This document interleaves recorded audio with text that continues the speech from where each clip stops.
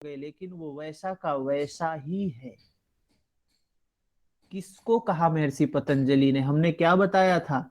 महर्षि पतंजलि जिस गुरु की बात कर रहे हैं वो कौन गुरु है, वो कौन ईश्वर है?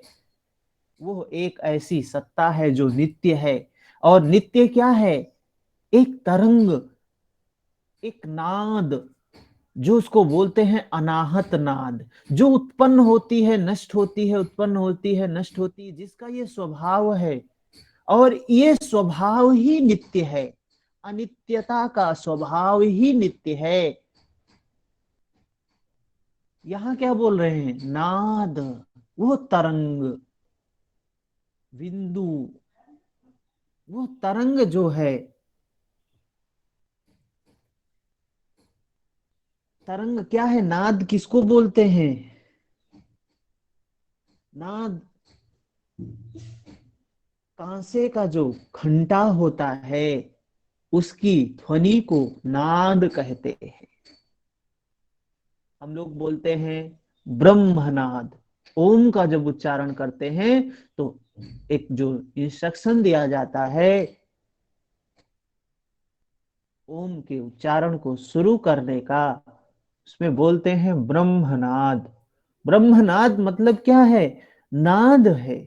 और शिव कैसे हैं? नाद बिंदु कला स्वरूप है, नाद के स्वरूप हैं। शिव का जो हमारे सामने चित्र दिखाई देता है, वो सिर्फ कल्पना मात्र है, वो सिर्फ मान्यता मात्र है। शिव वो शिव नहीं है जिनको हम देखते हैं एक शरीर के रूप में। शिव एक नाद के रूप में है, जो नित्य है, जो शाश्वत है, जो सनातन है।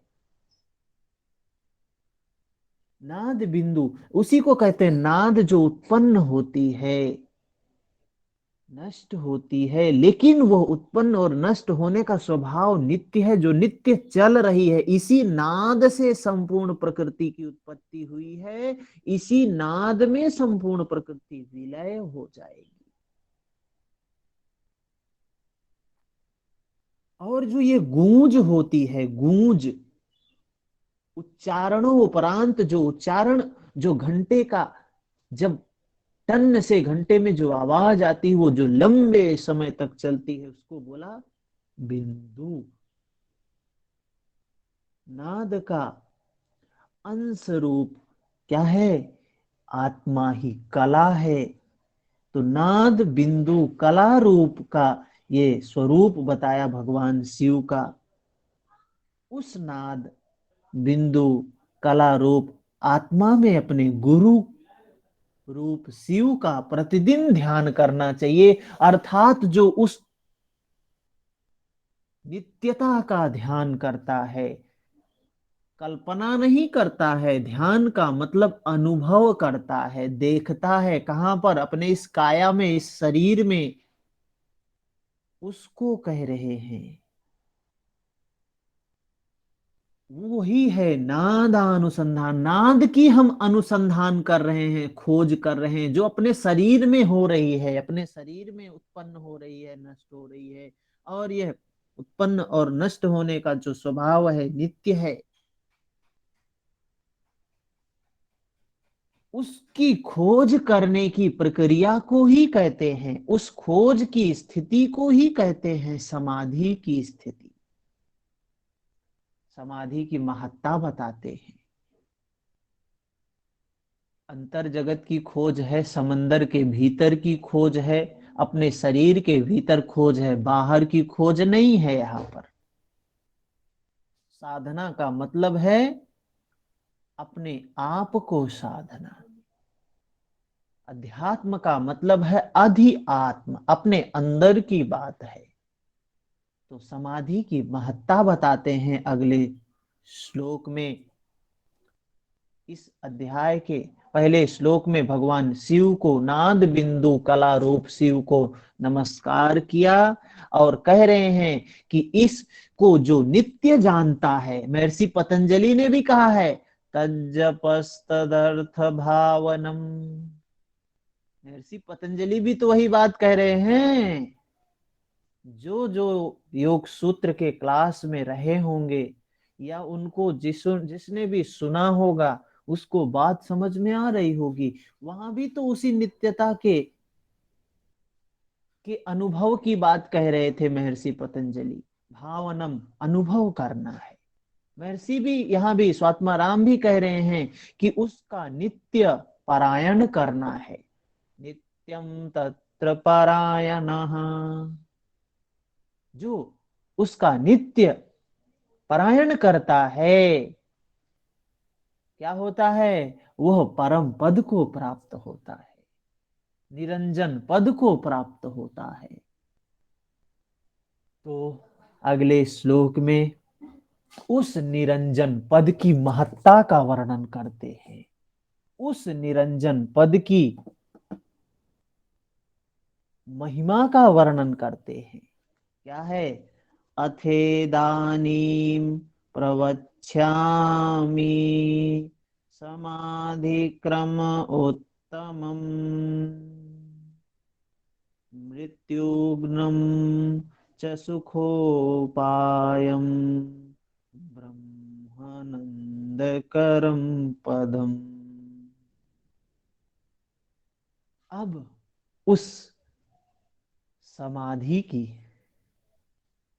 जो समाधि मरणशीलता का नाश करती है, मृत्यु का नाश करती है, मृत्यु धर्म का नाश करती है, सुख का उपाय है, पर ब्रह्मानंद, उस परमेश्वर की, उस निरंजन की प्राप्ति करवाती है, उसका वर्णन करने जा रहे हैं। तो वर्णन करने से पूर्व उसके पर्यायवाची शब्द बता देते हैं ताकि कंफ्यूजन ना हो। जैसे बहुत से यहां से जानते हैं, हमने पीछे सुषुम्ना के पर्यायवाची शब्द देखा, कुंडलिनी के पर्यायवाची शब्द देखा, 7 सुषुम्ना के पर्यायवाची शब्द बताए हैं, 7 कुंडलिनी के पर्यायवाची शब्द बताए हैं। अभी स्वात्माराम जी यहाँ समाधि के पर्यायवाची शब्द बताने जा रहे हैं तीसरे श्लोक में, चौथे श्लोक में। हम सभी जो हमारे इंटरव्यू देने के लिए जाते हैं तो वहां पे एक साधारण सा प्रश्न पूछा जाता है, उन्मनी अवस्था क्या है, राजयोग क्या है, निरालंब अवस्था क्या है, सहजावस्था क्या है, तुरियावस्था क्या है। तो लोग कंफ्यूज हो जाते हैं। अरे, हमने तो समाधि पढ़ा है, हमने तो ये कभी सुना भी नहीं है। तो ये सब क्या है? एक शब्द के पर्यायवाची शब्द हैं। कभी भी कंफ्यूज नहीं होना है इसके लिए। तीसरे नंबर श्लोक में कहते हैं, पर्यायवाची शब्द का बारे में बताते हैं। क्या कह रहे हैं? राजयोगः समाधिश्च उन्मनी मनोन्मनी अमरत्वं लयस्त्वं शून्या शून्यं परम पदम् अमनस्कं तथा द्वैतं निरालंबं निरंजनं जीवन मुक्तिश्च सहजा तुर्या चेतेक वाचका। तो कितना पर्यायवाची शब्द बताया? 16 शब्द बताए हैं। क्या क्या बताया? राजयोग, समाधि, उन्मनी, मनोन्मनी, अमरत्व, लय, तत्व, शून्य शून्य, परम पद, अमनस्क, अद्वैत, निरालंब, निरंजन, जीवन मुक्ति, सहजावस्था, तुरियावस्था। ये 16 क्या बताए हैं? पर्यायवाची शब्द बताए हैं।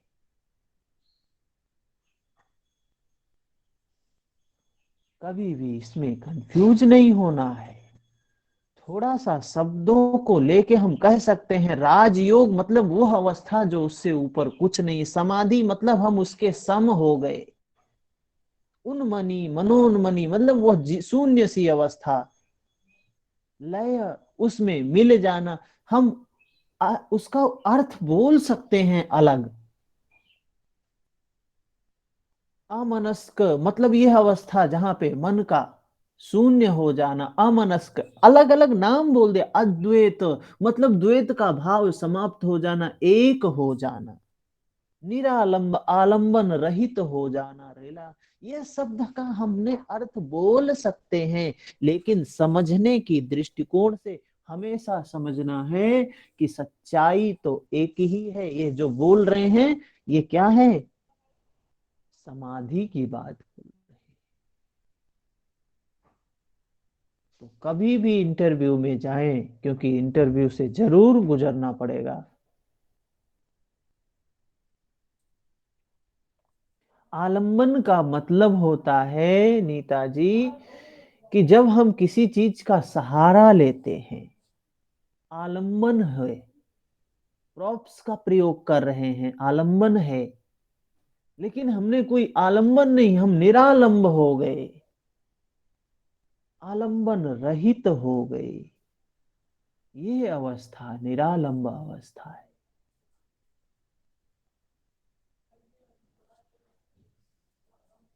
तो ये सब समाधि के पर्यायवाची शब्द बताने के बाद, समाधि की पर्यायवाची शब्द जब बताया, तुरिया अवस्था का मतलब एक अवस्था है। अब वहां पर शून्य अवस्था है। तुरिया अवस्था मतलब शून्य अवस्था,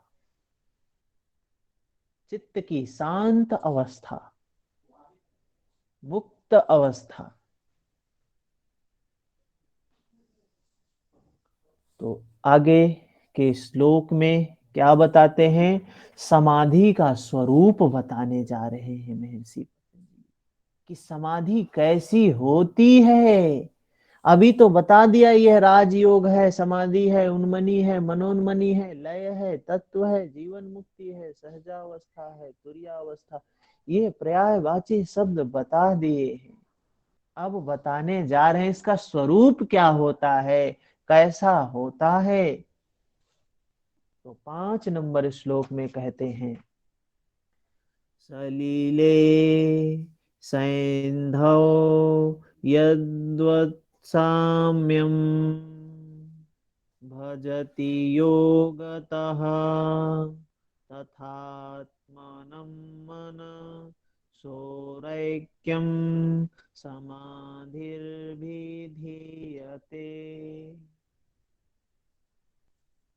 समाधि का स्वरूप बताने जा रहे हैं, जिसमें कह रहे हैं समाधि जैसे नमक पानी में मिल जाते जाने से, नमक में पानी, पानी में नमक मिल जाने से एक हो जाता है।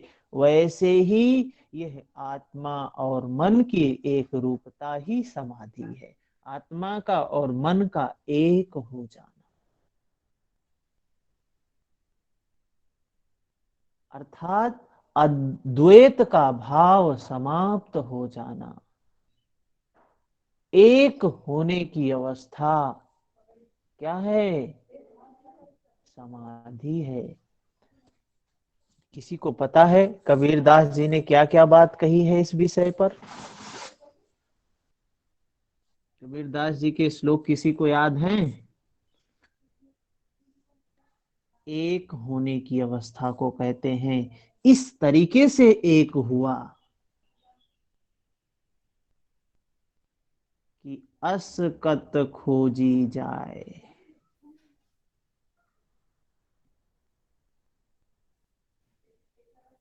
किसी को याद है श्लोक जो? समुद्र समाना बूंद में शोकत हेरा जाए। ऐसे हम्म। एक पहले बोला है कि बूंद समान हेरत हेरत हे सिखी गया कबीर हेराए, और बूंद समान समुद्र में अब शोकत हेरी। हाँ, तो क्या बोला, बात हेरत हे सखी, गया कबीर हेराए।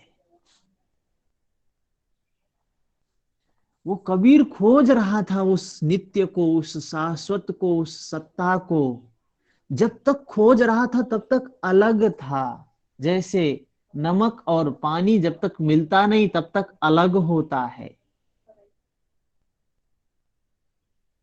और जब वो पा गया उसको तो खुद ही खो गया, कबीर ही खो गया। फिर क्यों खो गया? क्योंकि नमक और पानी जब मिल जाते हैं तो दो अलग सत्ता नहीं होती है, एक हो जाते हैं। तो समाधि को समझाने का संतों की वाणी से स्पष्ट होता है कि संत क्या कहते हैं, कैसे कहते हैं। ये बातें तो इंद्रियातीत है ना, लेकिन संतों की वाणी का सहारा लेकर हम बात को स्पष्ट समझ जाते हैं कि हम, ये समाधि कैसी अवस्था है।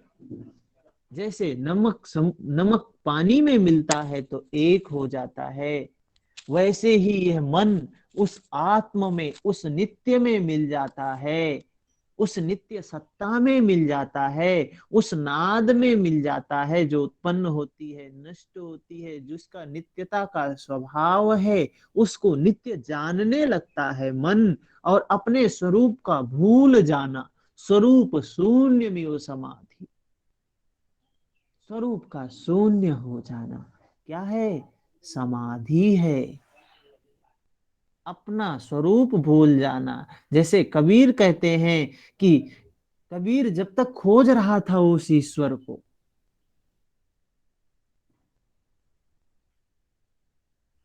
जब तक वो ईश्वर को खोज रहा था, जब तक नहीं पाया तब तक कबीर था, और जब उसको पा गया तो कबीर ही हेराए गया।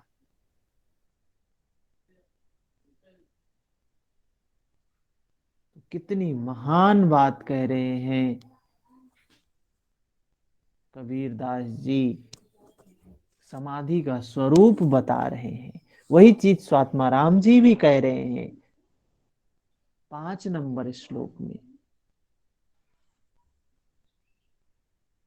इसमें ऐसे बोल सकते हैं, जब मैं था तब प्रभु नहीं, जब प्रभु हाँ, था तब मैं नहीं। हाँ, ये भी इस इनका जो है दोहा है कबीर दास जी का, जब तक मैं था हरि नहीं, जब हरि है मैं नहीं। हैं? जी जी, इसको भी बोला है उन्होंने। हाँ, तो अलग अलग तरीके से बोला है, समझाना है लोगों को बात, तो कैसे समझाए? तो एक और अलग भी अलग उन्होंने बोला तरीके से है समझाए। क्या है? कि अब तेरी साहिबी हरघट रही समाए, जो मेहंदी के पात में लाली लखी न जाए। हाँ,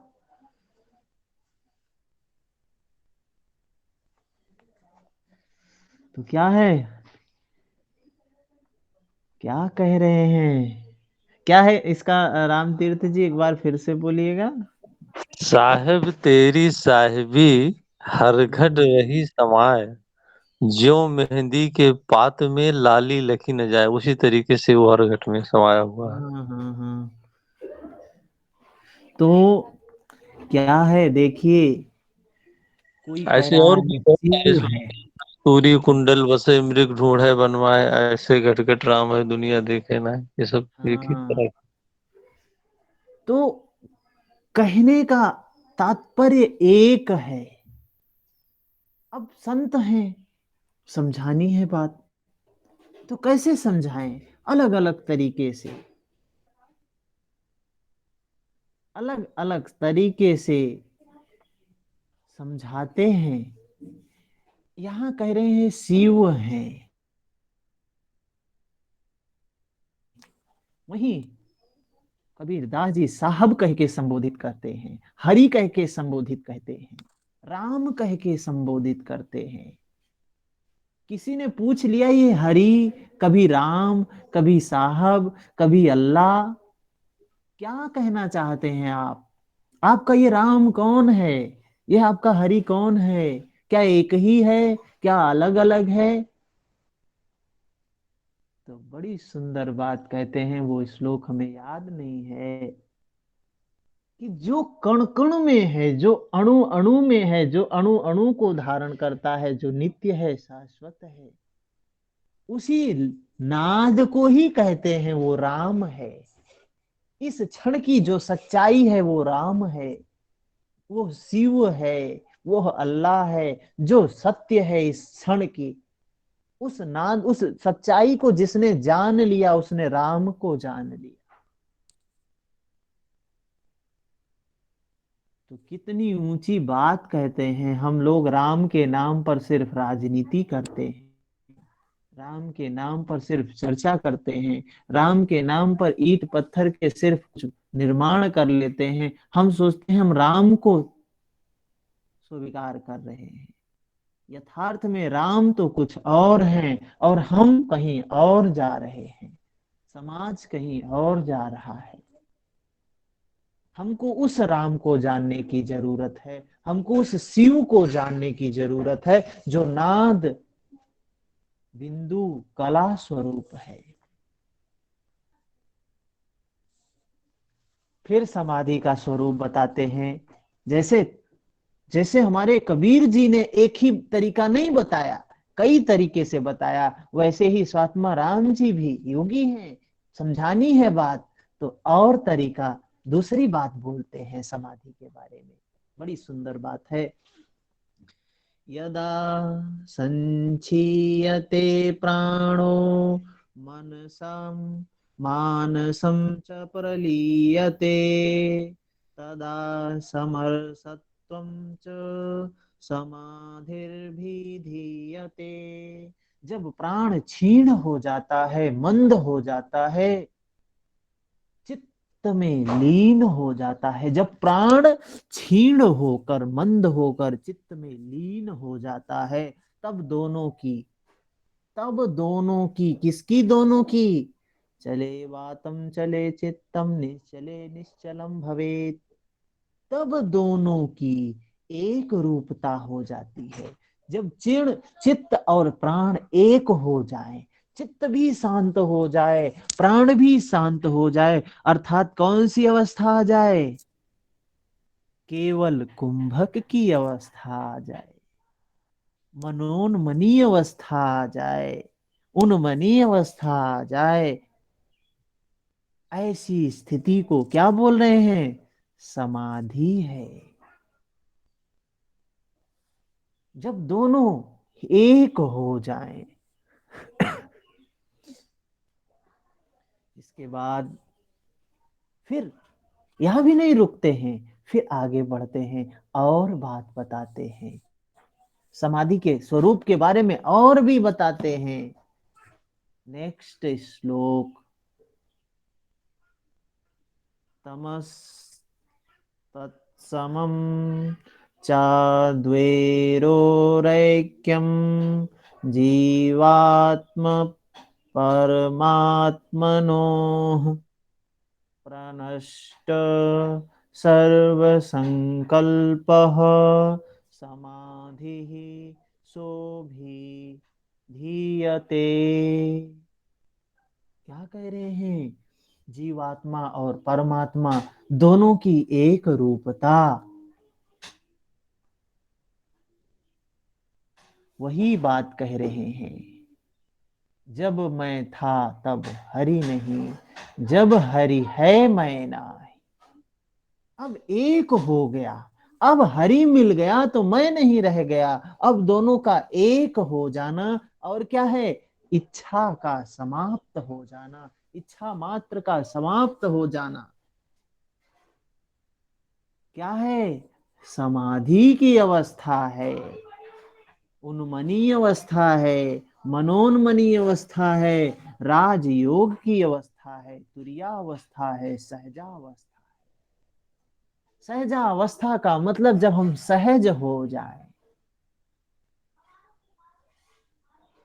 कोई अलगाव है ही नहीं, एक हो गए, ऐसी स्थिति का वर्णन कर रहे हैं, समाधि के स्वरूप को समझाने का प्रयास कर रहे हैं स्वात्माराम जी।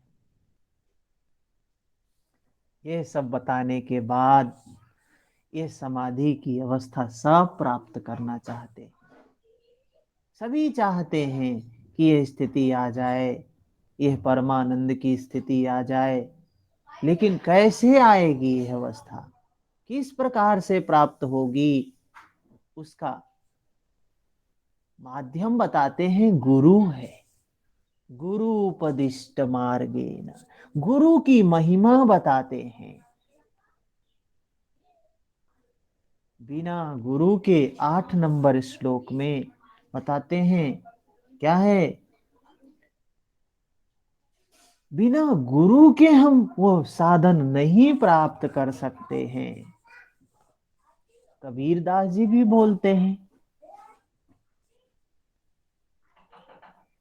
गुरु गोविंद दो खड़े काके लागो पाए, बलिहारी गोविंद आपन। गोविंद की बलिहारी कहते हैं कि बलिहारी गुरु आपनो गोविंद दियो बताए।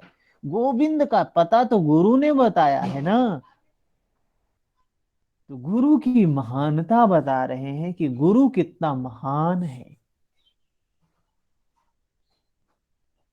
उस सदगुरु की महत्ता बता रहे हैं स्वात्माराम जी। कहते हैं उस अवस्था को प्राप्त करने के लिए कैसे प्राप्त होगी। राजयोगस्य महात्म्यम को वा जानाति तत्वतः, ज्ञानम मुक्ति स्थिति सिद्धिर्गुरुवाक्येन लभ्यते। राजयोग की उस महत्ता को कोई विरला ही यथार्थ रूप से जान पाता है। कोई विरला ही होता है जो उसको जान पाता है। सबके बस की बात नहीं है। ज्ञान की, मुक्ति की, स्वरूप स्थिति की ये सिद्धि, ये सभी क्या है बातें हमको गुरु के मुख से सुननी चाहिए। गुरु ही उसके बारे में वर्णन कर सकता है। जो उसको जानता हो वही वर्णन कर सकता है।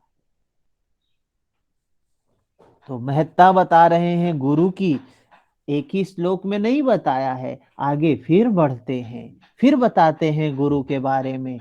दुर्लभो विषय त्यागो दुर्लभम तत्व दर्शनम, दुर्लभा सहजावस्था सदुरोह करुणाम बिना।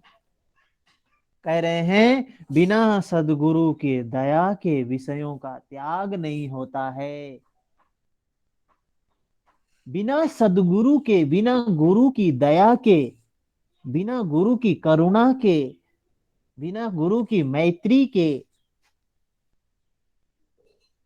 क्या है, विषयों का त्याग संभव नहीं है। तृष्णाओं का त्याग संभव नहीं है। यथार्थ का ज्ञान होना दुर्लभ है, संभव नहीं है। यथार्थ का ज्ञान बिना गुरु की कृपा से हो जाए संभव नहीं है। और उस सहजावस्था की प्राप्ति भी दुर्लभ है। वो राजयोग भी दुर्लभ है। वो उन्मनी अवस्था, मनोन्मनी अवस्था, तुरिया अवस्था दुर्लभ है। गुरु ही है माध्यम, बिना गुरु के नहीं प्राप्त हो सकती है। इतना बताने के बाद तो बताया हमको क्या क्या चीज बताई स्वात्माराम ने। स्वामी स्वात्माराम जी ने समाधि की महत्ता बताई हमको, समाधि के पर्यायवाची बताया, समाधि का स्वरूप बताया, कैसे प्राप्ति होगी, गुरु है साधन उसके बारे में बताया। गुरु के बिना नहीं प्राप्त हो सकती है। फिर उस स्थिति को प्राप्त करने का साधन क्या है ये बताया। क्या है साधन, आगे के श्लोक में उस साधन पर चर्चा करते हैं पीछे गुरु की महत्ता बताया, अभी उस साधन की, राजयोग प्राप्ति का जो साधन है उस पर चर्चा करने जा रहे हैं। नेक्स्ट श्लोक क्या कहते हैं? विविधैरासनैः कुम्भैर्यविचित्रै कर्णैरपि प्रबुद्धयां महासक्तो प्राणः शून्ये प्रलीयते। आगे स्वात्मा राम जी बताते हैं कि विविध जो आसन हैं, कुंभक हैं, मुद्रा है, इन सब के अभ्यास के द्वारा, और इन सब के अभ्यास में क्या बताया था? गुरु उपदिष्ट मार्गेण, गुरु के मार्ग निर्देशन में, और इन सब के अभ्यास के द्वारा क्या करना है? कुंडलिनी के जागने पर प्राण सुषुम्ना में लीन हो जाता है। तो राजयोग प्राप्ति का साधन क्या है? गुरु के निर्देशन में आसन, कुंभक, मुद्रा, इन सब का अभ्यास करके क्या करना है? कुंडलिनी शक्ति को जगाना है। कुंडलिनी शक्ति को जगाकर सुषुम्ना में प्रवेश करवाना है। यह क्या है? राजयोग प्राप्ति का साधन है। फिर आगे बोलते हैं 11 नंबर श्लोक में, उत्पन्नम शक्ति बोधस्य, उत्पन्न शक्ति बोधस्य त्यक्त निःशेष कर्मणः योगिनः सहजावस्था स्वामेव प्रजायते। क्या कह रहे हैं स्वात्मा राम जी? कुंडलिनी जागृत होने के बाद, इन सब का, आसन का, कुंभक का, मुद्रा का अभ्यास करने के बाद, गुरु के निर्देशन में अभ्यास करने के बाद, सुषुम्ना का, कुंडलिनी का सुषुम्ना में प्रवेश होने के बाद, जब कुंडलिनी जागृत हो जाए तो क्या है? संपूर्ण क्रियाओं से मुक्त हो जाने के बाद साधक को आप ही आप, अपने आप क्या प्राप्त हो जाती है? सहजावस्था प्राप्त हो जाती है, तुरीयावस्था प्राप्त हो जाती है, मनोन्मनी अवस्था प्राप्त हो जाती है, उन्मनी अवस्था प्राप्त हो जाती है। ठीक है, इसके बाद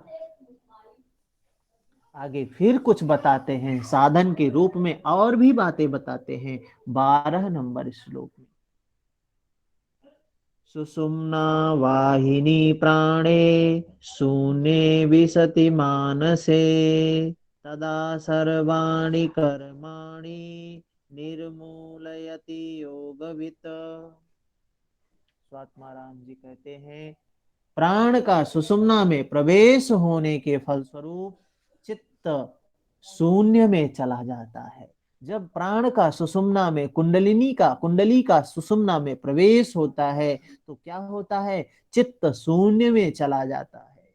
तब साधक क्या होता है? सभी क्रियाकलापों से मुक्त हो जाता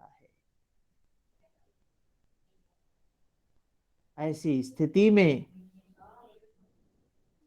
चित्त वृत्ति निरोध की स्थिति हो जाती है, शून्य की स्थिति हो जाती है।